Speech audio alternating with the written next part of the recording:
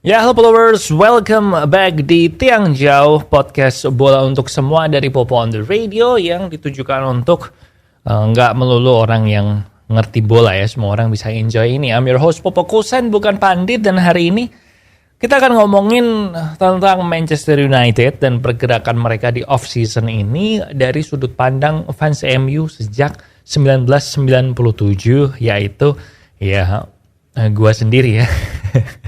Jadi gue akan ngomongin soal itu. Jadi kalau lu bukan fans MU, tapi nggak apa-apa sih kalau lu bukan fans MU mau nonton ini juga nggak apa-apa, karena gue tuh fans yang ini ya, objektif, fans yang nggak fanatik berlebihan. Pokoknya kalau jelek ya gue bilang jelek lah, kalau bagus ya gue bilang bagus. Oke, so langsung aja kita mulai di Tiang Jauh.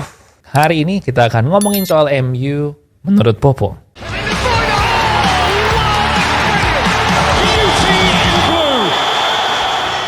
Oke, pertama kita akan ngomongin soal, gue akan bagi ini jadi beberapa segmen ya, beberapa bullet point. Nah, yang pertama adalah Harry Maguire. Nah, Harry Maguire ini akhirnya dicopot dari jabatan kapten ya. Dia ngumumin sendiri di sosmednya dia kemarin atau 2 hari yang lalu. Dan sebenarnya ini expected ya. Gue sih nggak kaget karena musim lalu dia juga udah dari pertandingan ketiga itu juga udah di drop dari starting 11 kan, dan yang sering jadi kapten juga seringnya si Bruno karena dia kan main terus ya, nggak pernah nggak main si Bruno itu. Nah, makanya kemungkinan besar yang jadi permanen kapten adalah Bruno Fernandes, yang gue juga nggak ada masalah karena ya susah ya, gimana lu mau jadi kapten kalau lu starting 11 aja enggak gitu loh, di bangku cadangan gitu, terus nanti waktu tos yang lain pada pakai jersey, terus yang ngajak mimpin tos pakai jaket cadangan, nggak main ya kan. Jadi menurut gue keputusan yang tepat sih, apalagi Maguire juga walaupun nggak sejelek yang dibikin meme sama orang-orang, tapi tetap aja dia emang banyak ngelakuin kesalahan yang bikin pantas untuk di drop. Memang kalah bagus sama Varane sama Lisandro Martinez, bahkan terakhir sama Luke Shaw main center back aja bagusan Luke Shaw. Mungkin dia emang ada drop mentalitinya. Nah, mungkin ini juga triknya Ten Hag, dia dicopot dari jabatan kapten supaya bisa bounce back, karena beneran cuman fokus ke permainannya sendiri, nggak harus fokus ke memberi semangat tim, tanggung jawab sebagai kapten gitu loh. Jadi kalau lu nonton Giant Killing mungkin mirip kayak Murakoshi ya, dia dicopot sebagai kapten dan abis itu jadi bagus mainnya karena nggak terlalu terbebani. Itu kalau sisi fans film-film olahraga gue berbicara. Nah, bakal pindah apa enggak Maguire?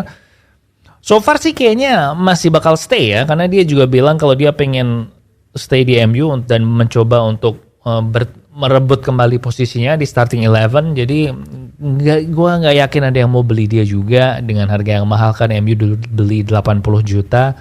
Kalau gue jadi MU mungkin 50 juta baru gue jual sih. Kalau di bawah itu kan lumayan banyak ruginya ya. But yang bikin peluang pindah ada karena si Gareth Southgate, pelatih timnas Inggris, bilang kalau kurang waktu main di MU itu bisa mempengaruhi karir internasionalnya Maguire. Cuman ya Southgate kan sering gitu ya, bilang-bilang kayak gitu, kayak Sterling tapi jarang main di City tapi tetap dipanggil. Calvin Phillips nggak pernah main malahan, tetap dipanggil timnas. Jadi ya bisa aja si Maguire tetap stay karena dia tahu paling Southgate juga cuman gertak-gertak doang gitu. So itu gue soal Harry Maguire ya. Dicopot dari kapten gue setuju, kayaknya nggak pindah dan semoga bisa bounce back. Next ada Marcus Rashford yang kontraknya akan habis tahun depan ya, Juni 2024. Tetapi ini dia kabarnya udah setuju diperpanjang 5 tahun jadi 2028. Nah, berarti sampai umur 30 nih. So technically dia bakal di MU di masa puncaknya. Dan menurut gue deserve sih, karena kontraknya tinggal setahun dan musim lalu dia menjadi top scorer MU dan sekaligus mencetak gol terbanyak dia sepanjang karirnya dia kan dalam semusim. 30 gol 30 gol dari 57 pertandingan. Tuh Rashford emang musim lalu breakthrough sih menurut gue ya, apalagi dari menjelang World Cup. Terus World Cup dan abis World Cup dia on fire banget, walaupun abis cedera kan, abis itu dia terus cedera. Nah, dia balik dari cederanya yang itu tuh kayak memang rada menurun sih mainnya, but memang susah kan menjaga konsistensi dari awal sampai akhir. Makanya menurut gue well deserved dapat kontraknya yang baru ini. Gajinya dia juga naik nanti di kontraknya yang baru dan kemungkinan besar jadi gaji tertinggi di MU atau minimal kedua tertinggi ya setelah Bruno.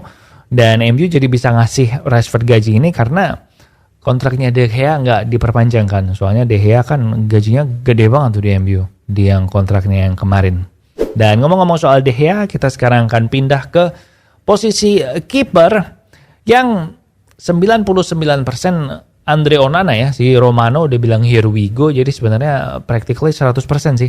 Gue suka sih sama pembelian Onana, walaupun kalau lu lihat di sosmed itu ada banyak beredar kan blunder-blundernya Onana gitu dan bilang wah lu ngeganti De Gea buat ini bla bla bla bla. Cuman gue sih suka ya dengan pembeliannya Onana ini karena dia kan didikannya Ten Hag, dia ngerti cara mainnya Ten Hag gimana kan waktu dulu di Ajax.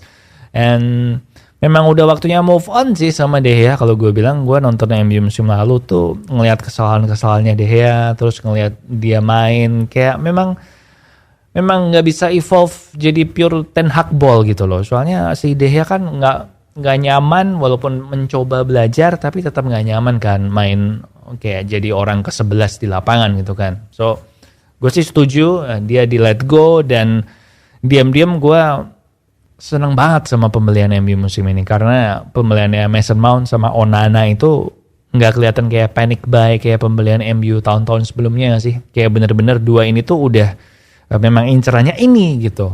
Dan kalau dilihat dari taktik, ngomongin taktik dikit ya, walaupun ini podcast bola untuk semua, tapi bolehlah kasih taktik dikit-dikit aja. Jadi dulu kan banyak yang bilang ya, termasuk gue juga bilang gini nih, kayaknya MU ini butuh gelandang bertahan kedua deh buat nemenin Casemiro, tapi yang model deep lying playmaker gitu. Jadi kayak Casemiro ditemenin sama Frankie De Jong lah. Jadi Casemiro ngerebut bola, ngelindungi backline-nya, kasih bola ke De Jong, nah terus De Jong ini yang deep lying playmaker atau passing ke depan, ke lini depan gitu-gitulah. Nah tapi dengan kipernya Onana bukan De Gea, kemudian ada Mason Mount juga di tengah.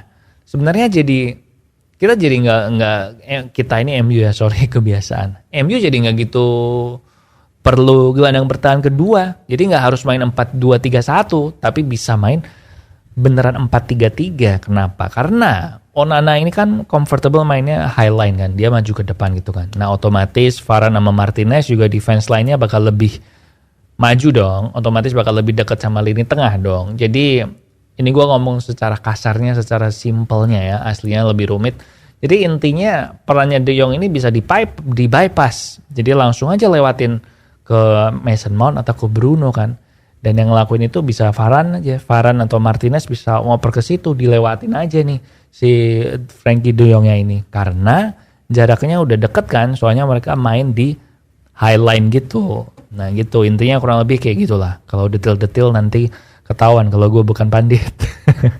So itu, dan terakhir penutupannya target MU ketiga adalah Rasmus Højlund. Dia pemainnya Atalanta, masih muda, umur 20 tahun kalau nggak salah. Dia orang Denmark ya, kayaknya orang Denmark sih.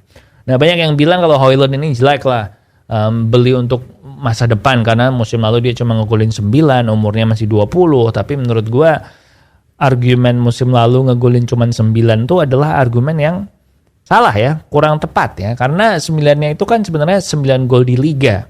Dan dia mainnya di Serie A yang memang lebih susah ngegolin.